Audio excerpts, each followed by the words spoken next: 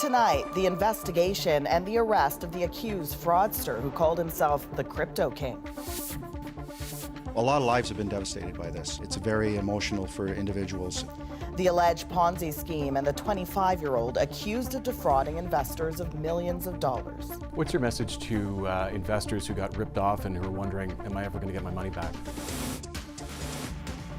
A Canadian first that could mean more heart transplants and more lives saved. I have a hard time talking about this because it was just so emotional. And a call to slam the brakes on federal gas taxes. Give Canadians a summer break. He would rather watch the country burn and Canadians suffer than continue to fight against climate change. At issue on what's fueling this fight.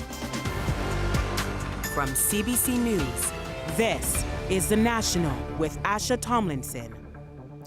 Thanks for joining us. Adrian is on assignment. We begin tonight with new details about Canada's self-proclaimed Crypto King and the nearly 2-year investigation that led to his arrest. Aiden Pleterski is accused of defrauding investors out of tens of millions of dollars, which he allegedly used to fund his extravagant lifestyle with lavish vacations and luxury cars. Now the 25-year-old is charged with fraud and money laundering. Thomas Dagg now with the alleged scheme, the arrest, and what police say is the region's largest fraud investigation. Flaunting a lavish lifestyle with sports cars and trips overseas, Aiden Pleterski made a fortune off what appears to have been a scam. A lot of lives have been devastated by this. At 25 years old, he was arrested this week and charged with fraud and money laundering, accused of running a Ponzi scheme for more than 2 years, promising investors massive profits, and allegedly soliciting new clients as recently as this past February. Mr. Pleterski claimed to be an extremely profitable investor in foreign exchange and cryptocurrency and actually referred to himself as the Crypto King. Bankruptcy records show unsuspecting investors gave him $41 million, but 98.4% of what Pleterski collected was never invested. I'm retired and I'm a senior, and what he's done affected me horrifically because that $50,000 that I had I could use. No one answered at the home where Pleterski is now supposed to be living with his parents. He previously leased this lakefront mansion, later bought by NBA star Shai Gilgeous-Alexander, who undid the sale after a threatening visit from a stranger looking for Pleterski. I'm sorry. I really am. Then last year, this video emerged, apparently showing him under duress while allegedly kidnapped. The whole time, police were investigating Pleterski, culminating now in criminal charges against him and his associate, Colin Murphy. It's a positive result for many of the victims. They've been hoping for this. What's your message to investors who got ripped off and who are wondering, am I ever going to get my money back? I can't make any assurances, but I do know that if there is a conviction registered, that there are courts will issue a restitution order, and at the end of the day, that's what we'd like. Pleterski is out on bail and due back in court in June. Out of the tens of millions of dollars given to him by investors, a bankruptcy proceeding has so far only managed to recover about $3 million. Thomas Dagg, CBC News, Whitby, Ontario. Turning now to that out-of-control wildfire burning outside Fort McMurray in Alberta, and reason for optimism for the thousands forced to flee. Rain has come to the region, but as Julia Wong explains, the danger hasn't passed yet. Wildfire still rages, only kilometers from Fort McMurray, still a threat and still out of control. Leaving families like this and many others anxious. The uncertainty is not really fun, but you have to just live day by day and go by moment. But much needed rain has come, a source of relief. We're graced with Mother Nature's kindness here today. We'll take as much rain as we can get on the fire. Obviously, it will have a positive impact versus what we had witnessed a few days prior. Fort McMurray, yeah. For thousands of evacuees, welcome news. It's good to hear. Yeah, it means that we'll be able to get home sooner than later. I'm glad. We're super glad that we're finally getting some rain, and it's going to be for a few days, so really thankful for that. Inside Fort McMurray, the priority is protecting the community.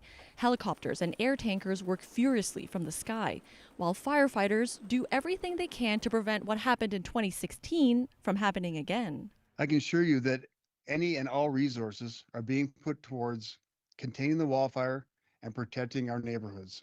I'm hoping we were headed in the right direction. Some of the identifiable features. But officials say this fight and the danger is far from over. It will take time and hard work to put out a wildfire of this size. There's still an abundance of dry forest fuels in the area, and this wildfire is still active. Despite the rain, residents are being told the earliest they can return is Tuesday. Definitely a little bit longer than expected, for sure. Just keeping our family happy and fed well and roof over our head and keeping them entertained and, less stress as possible. That's our main priority. Julia, you're there again tonight with evacuees. Clearly, it's going to take more than some rain to get officials to lift that evacuation order. Yeah, definitely. So Environment Canada is forecasting rain in that area over the next few days. And we asked the regional fire chief, with all that rain, why people couldn't come back sooner. He says they've learned from last year. That's when places like Edson and Entwistle were evacuated. People were then let back in, and then they had to leave soon after. So that's something they want to avoid, evacuating these neighborhoods a second time. All right, Julia Wong in Lac La Biche, thank you.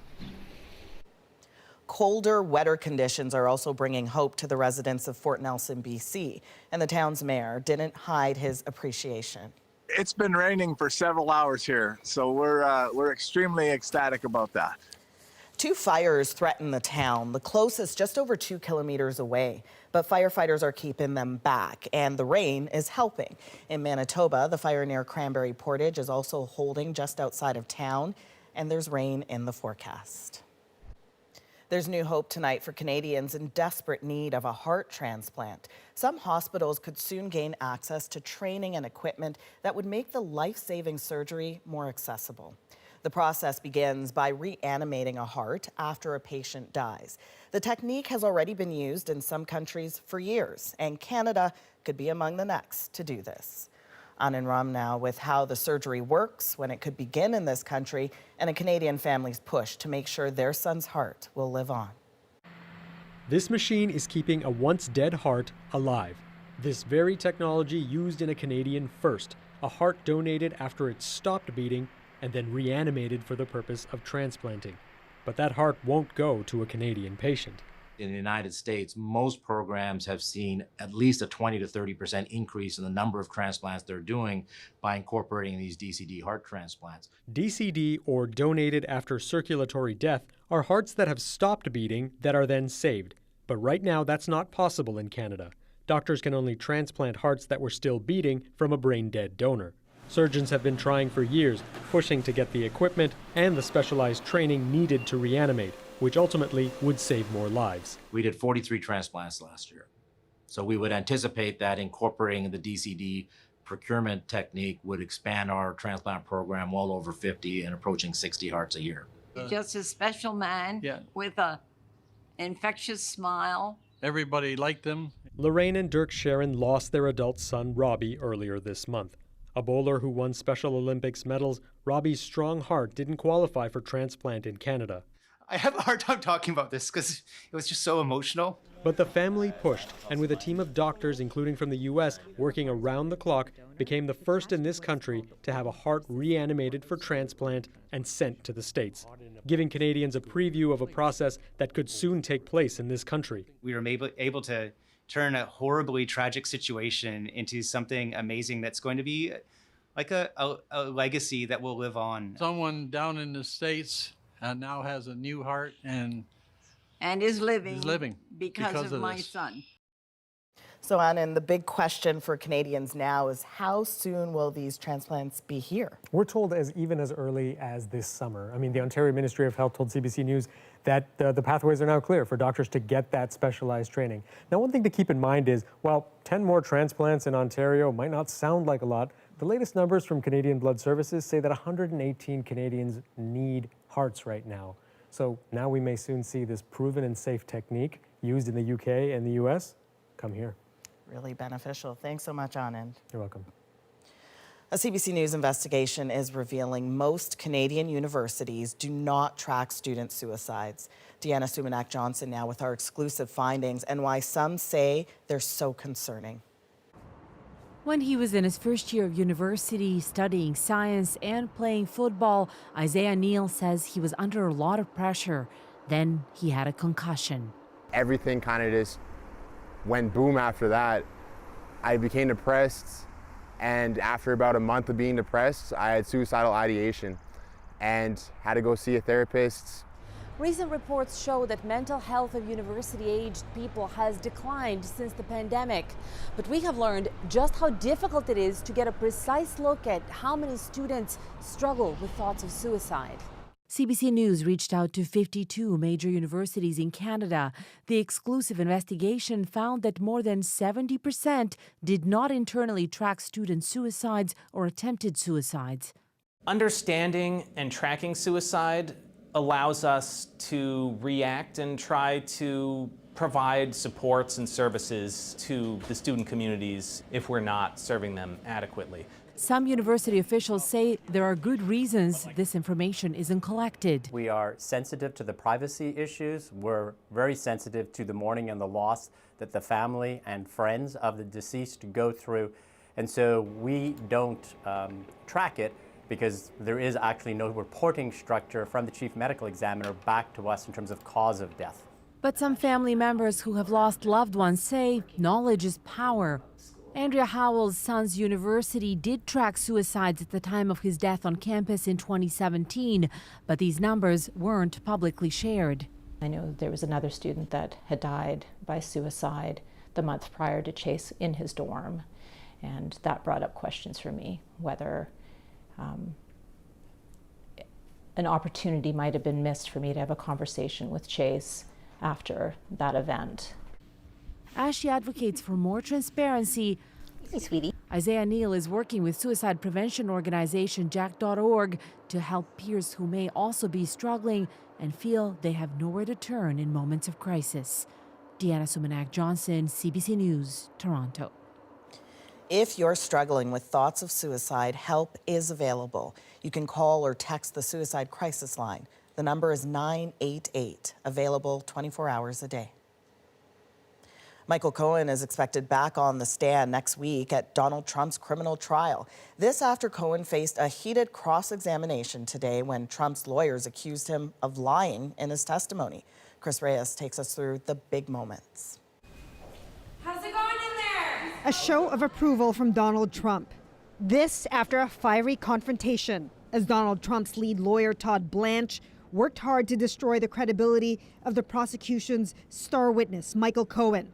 With a grilling over a crucial phone call Cohen previously testified he had with Trump back in 2016, where Cohen said they talked about Stormy Daniels. Raising his voice, Blanche said, "That was a lie. You did not talk to President Trump." When Cohen pushed back, saying he believed he did, Blanche interrupted, "This jury does not want to hear what you think happened." Instead, Blanche argued Cohen spoke only to Trump's bodyguard about a different topic, harassing phone calls from a 14-year-old. Blanche showed the jury the text messages between the two that said as much. Cohen said he doesn't recall talking to the prosecution about those details, which never came up during their direct examination. It's about undermining the credibility of the witness, and I think Todd did that very effectively. In the full day of aggressive cross-examination, Blanche painted Cohen not just as a liar, but as a bitter ex-employee out for revenge, even playing excerpts from Cohen's podcast to prove it. Revenge is a dish best served cold. And you better believe I want this man to go down and rot inside for what he did to me and my family. 20 Republican lawmakers came to court to show their support for their presumptive presidential candidate. This is a made-up crime. No other American in the country would be charged with this type of crime. It's like the Mr. Potato Head doll of crimes, where they had to stick together a bunch of things that did not belong together. This historic trial progressing at a very steady clip. Michael Cohen's cross-examination is expected to wrap on Monday. Lawyers on both sides have been told by the judge to prepare for closing arguments on Tuesday. Chris Reyes, CBC News, New York. Russia's president is in Beijing tonight at a 2-day state visit. He met today with the Chinese president as both hailed their countries' deepening relationship. But as Briar Stewart explains, Russia's ongoing war in Ukraine is putting China in a complex position. When Vladimir Putin arrived in Beijing to meet China's leader Xi Jinping, there were plenty of shows of solidarity. China will always be a good neighbor, good friend, said Xi. They agreed to strengthen ties, including military cooperation, but offered few specifics. But China, which has become an economic lifeline to Russia, is under pressure from Washington. U.S. officials have warned China to stop selling technology like microchips to Russia, which it can use to build weapons, or risk Chinese banks being cut out of the U.S. financial system. Russia wants some help, and China is a little bit reticent about providing that help. Kurt Volker is the former U.S. ambassador to NATO and says Chinese banks are nervous. And they don't want to see any kind of alignment with Russia jeopardize its broader economic interests globally. After years of surging trade between Russia and China, March and April saw a dip compared to the same time last year. Analysts blame China's fears over possible sanctions. In Beijing, people are divided over the relationship. China is getting very close to Russia, says this woman, and I don't think it's a good thing. I think the two countries can have a win-win relationship, says this man. And that's how both of these leaders are selling it. Putin said they also discussed Ukraine, though China is officially neutral on the war. We are grateful to the Chinese friends and colleagues for the initiatives they put forward to solve this problem, Putin said. In a joint statement, China and Russia said they didn't want the Ukraine conflict to escalate. China put forward a 12-point peace plan last year, but it was vague and it didn't explicitly call for Russian troops to withdraw from Ukraine. Briar Stewart, CBC News, Tallinn. Back here at home, an iconic Canadian sports broadcaster is being remembered tonight. Darren Dutchyshen has died at the age of 57. Hi, everybody. Welcome to Sports Center. I'm Darren Dutchyshen, along with James. For the better part of 3 decades, that was the voice that greeted fans who tuned into TSN for their sports highlights. Jeff Dietrich. He's going to go back to Eberle, give and goal. But it wasn't just highlights. Dutchyshen also found a way to make fans laugh. I'm the commish. I have to lay down the law. Whether on set or in a promo. All right, the music's fading. We're looking busy. Do the shuffle. Dutchyshen had a long fight with prostate cancer. His family says he died surrounded by his closest loved ones. Adding in their statement, his sharp wit remained until his final moments, classically delivering plenty of jokes, most of them pretty good and all of them inappropriate. As wildfires rage across the West, a BC family is hoping to see better air quality testing after losing their son. I feel like he knew that there was something else in the air that day. How a tragedy spurred them to help their community. Some grocery stores are facing backlash for their anti-theft measures. I was being apprehended as possible thief. Could AI be the answer? And a soccer match gets derailed by a wannabe player. A raccoon jump, leap into the sky like a salmon, onto the pitch. We're back in 2.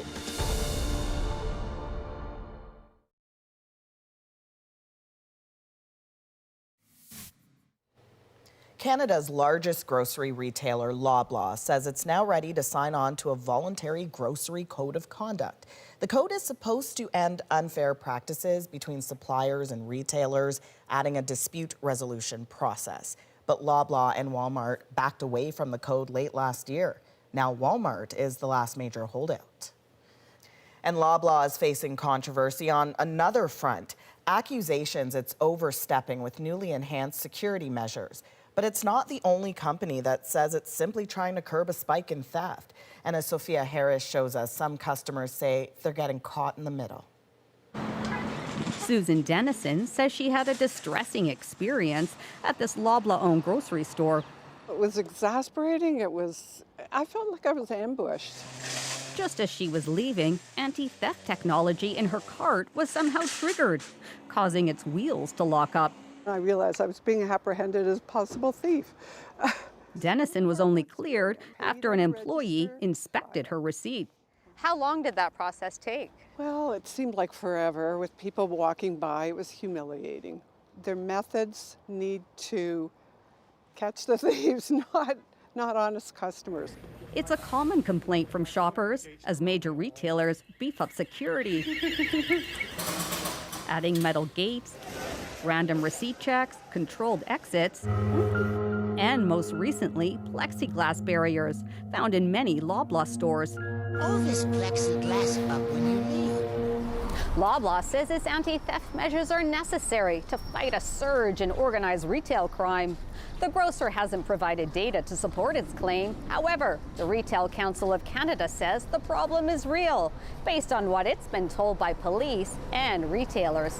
We're talking here about gangs that are in the business of stealing, and retail is the new frontier.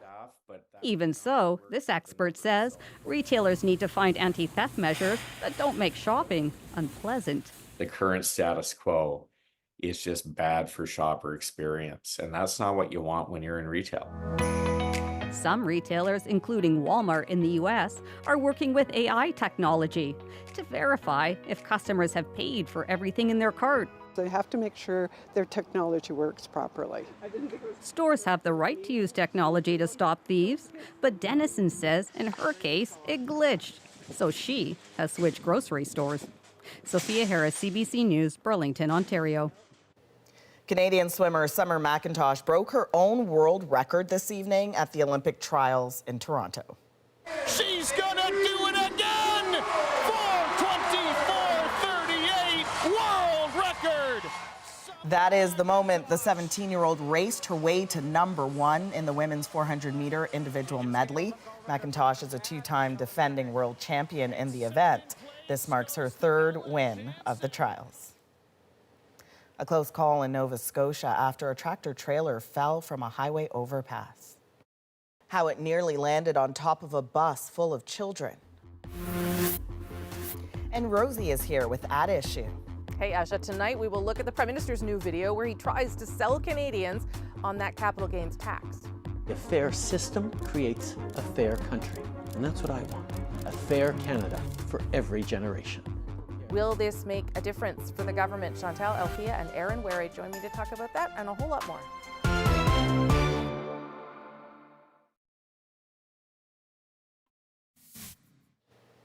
A serious crash involving a tractor-trailer closed down sections of two of Nova Scotia's major highways today. The truck broke through an overpass guardrail and landed right in front of a school bus, but the two did not collide. Police confirm there were kids on that bus. It's still not clear what caused the crash. Incredibly, no one was hurt. Wildfire smoke is again clogging the air in Western Canada, even parts of the U.S.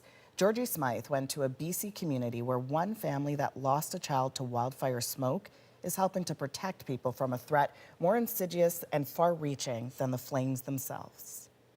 These are the treasures of 9-year-old Carter Vi, a boy who loved soccer, music and family, but whose lungs couldn't bear the toxic wildfire smoke that settled over his town last year. We've been dealing with his asthma for so long that I feel like he knew that there was something else in the air that day. The air quality on July 11 was listed as safe, but Carter started having coughing fits by the afternoon. We stood there with him and told him we loved him and we were proud of him and just keep trying, buddy, keep breathing.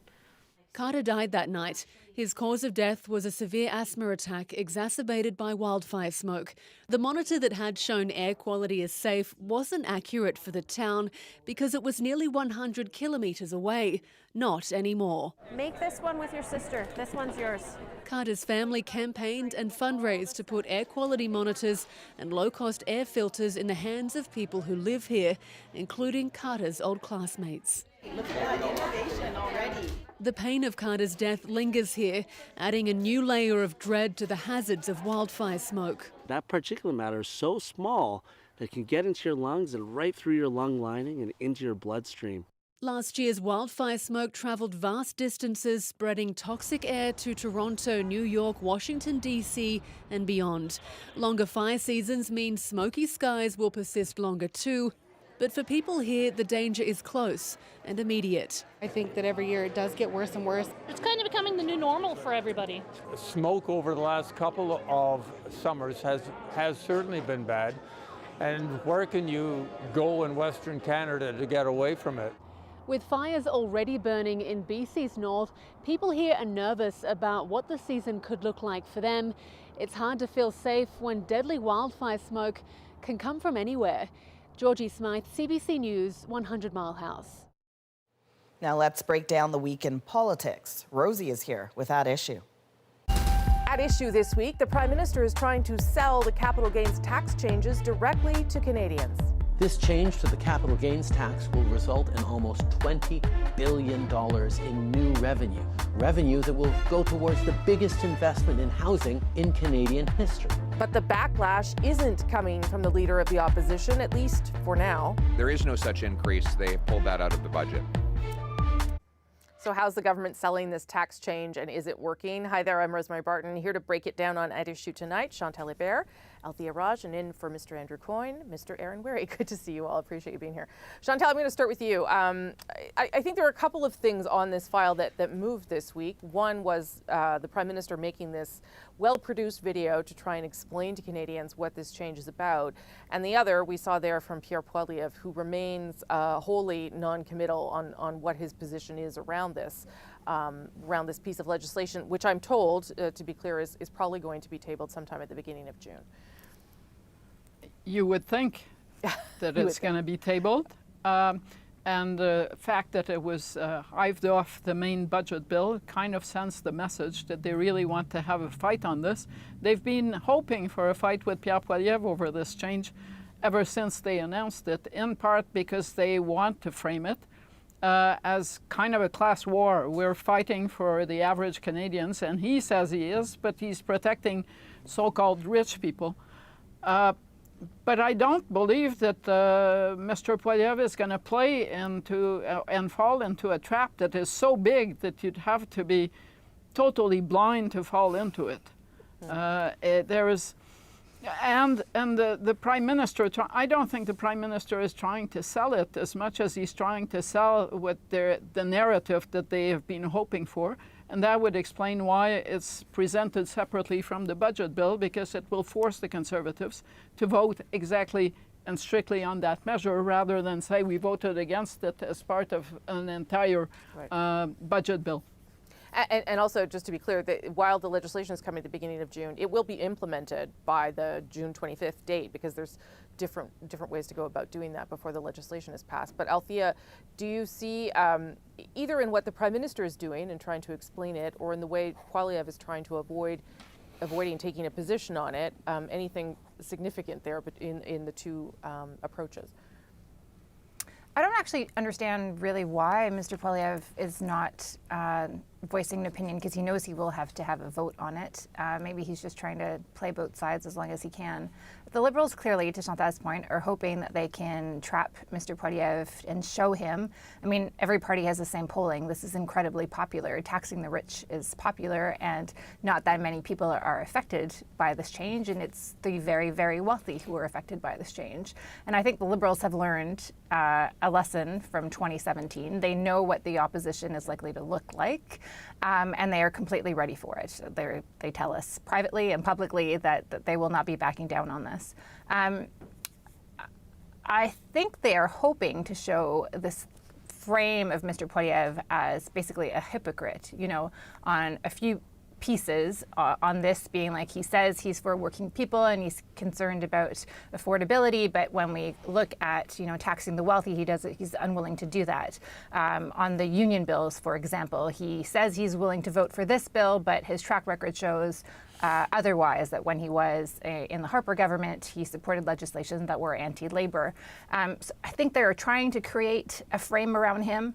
I don't know if that is actually going to work. Obviously, the voters will decide. Yeah. But it is, it's an interesting strategy, and to Chantal's point, I think it a little desperate and transparent in the way they've gone about it. Well, I wonder, just Chantal, go ahead, yeah. No. I was just agreeing. I have to say I'm uncomfortable with the notion that it's now come to this, that we have tax changes without details that are basically a play and a strategy to trap the official opposition leader.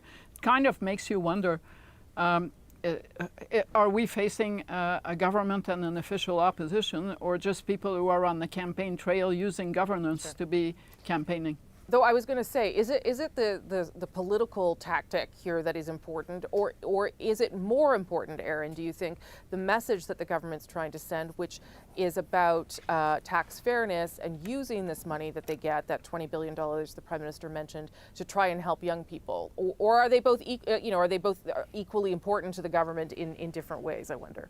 Yeah, I think they're both important parts of what could be a real debate, but I just don't think that debate is happening. Not that as has been mentioned, not despite the Liberals' best efforts. I mean, if you go back to the budget speech, Chrystia Freeland, I think, point blank said, "I'm sure people will be angry about this," and then almost, hold for anger, and it just hasn't come. And I think, part of that is that the official opposition, the Conservatives, haven't jumped on this. Now, I think that is the Conservatives trying not to get into a debate that the Liberals are comfortable having. I also think, Pierre Poilievre is waiting for, interest groups, companies, business groups to lead this fight. If you go back to that op-ed he ran in the National Post that got a lot of attention for the sort of dismissive tone towards lobbyists, within that was basically a message that if you don't like the capital gains tax changes, then go to the people and make your case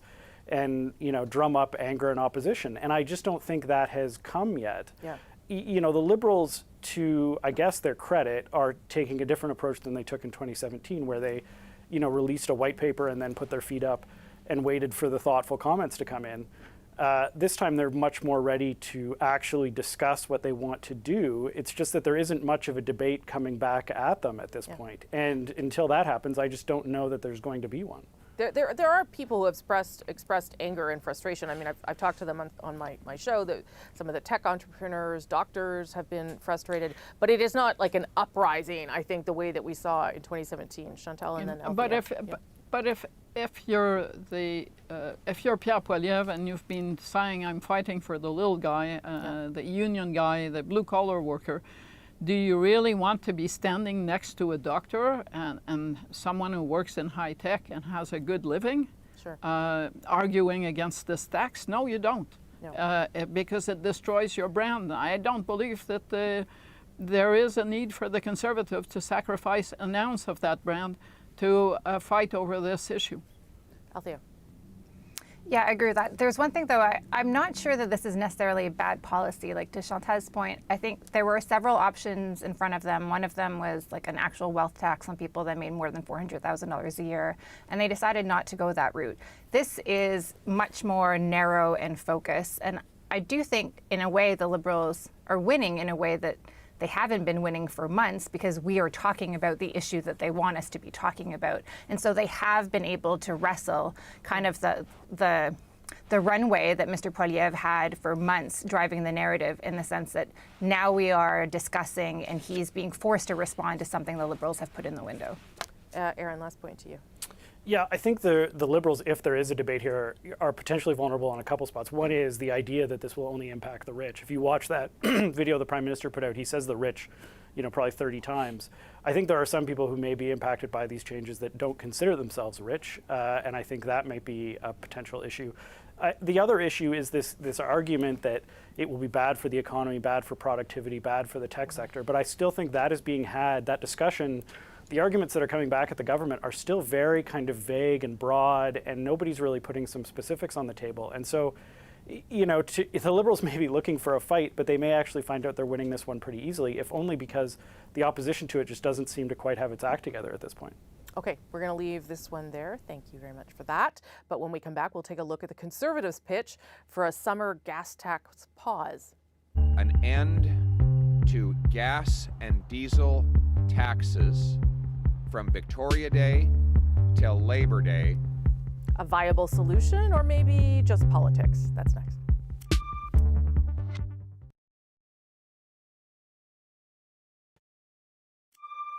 At issue, cutting the carbon tax. In the latest attempt to axe the tax, Conservatives are proposing a summer gas tax exemption to help Canadians struggling with high costs. An end to gas and diesel taxes from Victoria Day till Labor Day to give Canadians a summer break. The response from the Prime Minister: He would rather watch the country burn and Canadians suffer than continue to fight against climate change. So is the Conservative leader's proposal a real thing? And what do we make of the Prime Minister's response? Let's bring everybody back. Chantal, Althea, and Aaron in for Andrew Cohen. Althea, why don't you start us off on this? I think this is probably dead on arrival because the carbon tax is caught up in it, and it seems like this is also something that provinces could do, with the exception of the carbon tax. But tell me why you think Pierre Poilievre's doing it and what you made of the Prime Minister's response.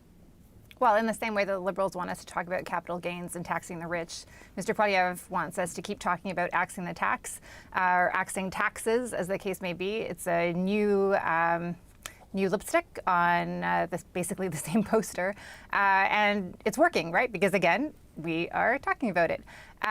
Is it likely to happen? No, but it does put a bit of an asterisk on this idea. Is this something that we would find in a Conservative platform, for example? And then what would that mean? What would the fallout of not having those revenues mean for municipal infrastructure funding, or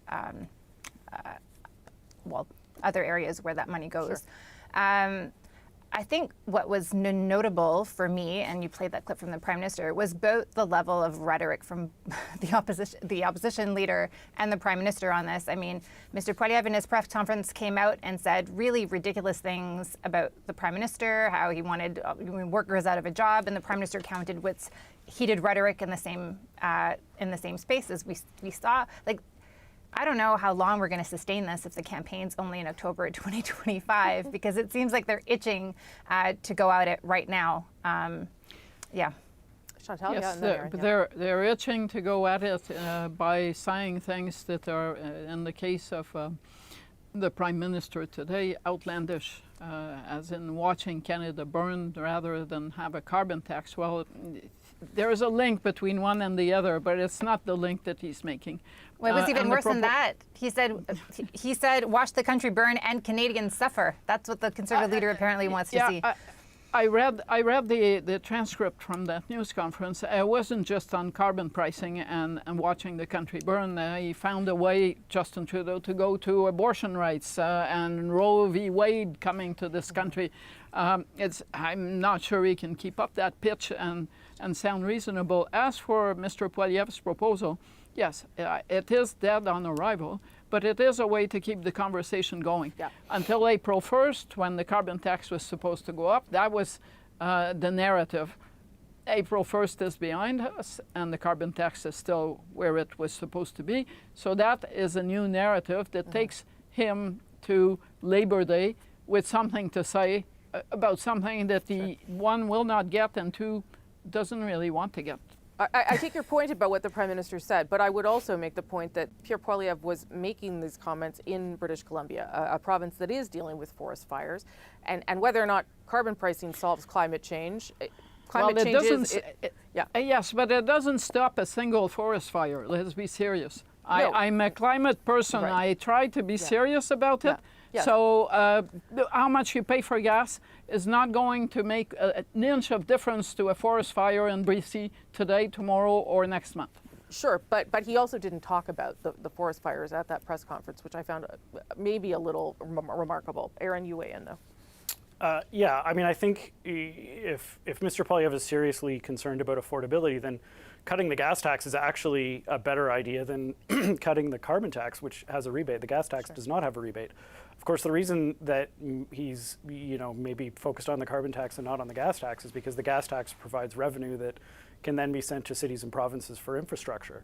But in terms of affordability, the gas tax cut makes a lot more sense. As for the rest of his argument, I mean, his central argument was that the government should do these things because Canadians want to be able to go to summer vacations, and he talked wistfully about going camping in British Columbia. And I dare say that biggest threat to people going camping in British Columbia and other places this summer is not the carbon tax, it's the wildfires. And, you know, yes, we can argue about whether or not carbon taxes on their own are going to solve the climate crisis. But we are kind of getting into, I think, a weird place if the leader of the opposition, the Conservative Party, is sort of loath or hesitant to discuss the fact that wildfires are going on because of the climate conversation. And again, you know, I'm repeating myself now probably ad nauseum, but we're about to go into another summer where there are wildfires all over Canada, and we're not having a serious debate about climate policy. And because we're not having a serious debate about climate policy, we're not going to have a serious discussion about adaptation and how to deal with wildfires. And so, you know, yes, the Prime Minister's comments, he overreached rhetorically. But there is something to be said for the fact that, you know, if you're NBC and you're talking about going camping, how does that square with the fact that, you know, parts of the province are on fire at the moment? Chantal, yeah, but I don't. Yeah, Chantal Denalthea. Yeah. I don't think we've had a serious conversation about climate policy for a long, long time. Yeah, I think we would all and agree so with that. Yeah. I am not going to hold my breath for it to happen this summer. But I also think that the danger of the Prime Minister going over the top with this rhetoric is that it becomes, the expression in French is tout ce qui est exagéré devient futile, or something like that. If you exaggerate, in the end, you're not even in the conversation. And when I watched what I watched today, I find that the Liberals are joining the Conservatives and bailing out of the serious conversation. Althea. Yeah, I don't disagree with that. I don't think this was a message that was necessarily directed at British Columbia. Mr. Poilievre has been on the campaign trail, whether or not we want to describe it as a permanent campaign, for 2 years now. You know, he started off his press conference with like 8 minutes or something of French. He is mostly talking to people who use their cars, whether or not they're Albertans going to British Columbia to camp for the summer. He's talking about people who live in the GTA, who drive into work, who spend a lot of time in their vehicles, people in more rural areas who use their cars and for whom going to the pumps every few days is a bit of a grimacing incident because you don't know how much more you'll be forced to pay. So that's who this is directed to. It's not necessarily a pitch to, you know, the specific group of people that he was meeting with or the reporters that he was talking to earlier this morning. Aaron, last word to you. Yeah, to Chandel's point, I think she's right. You know, if you try to fight fire with fire, you may risk getting burned yourself, and I think the Liberals have to be careful in that respect. On the flip side of it is, it will be another frustrating summer if we continue to just be unable to have a conversation about climate policy and what we're going to do about it. You know, I just don't know that ages well, and I don't know that looks like a parliament that is in touch with what's actually going on in the country. If you know, wildfires are going on, but the conversation remains as stilted and sort of half-baked as it is. Okay, we got to leave it there. Thank you all for that. Aaron, thank you for being here. And with that, I'll send things back to Asha, and she's in Toronto. Thanks, Rosie. Next, a rogue raccoon takes midfield. We need to find him a ball because he's moving very well in the centre of midfield. The pitch invader in our moment.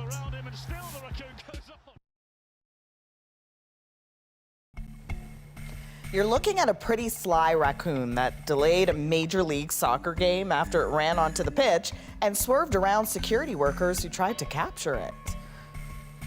Tonight, the chaotic scramble to get it off the field is our moment. Oh, wow, this is just incredible scenes. So the match was between Philadelphia Union and New York City FC.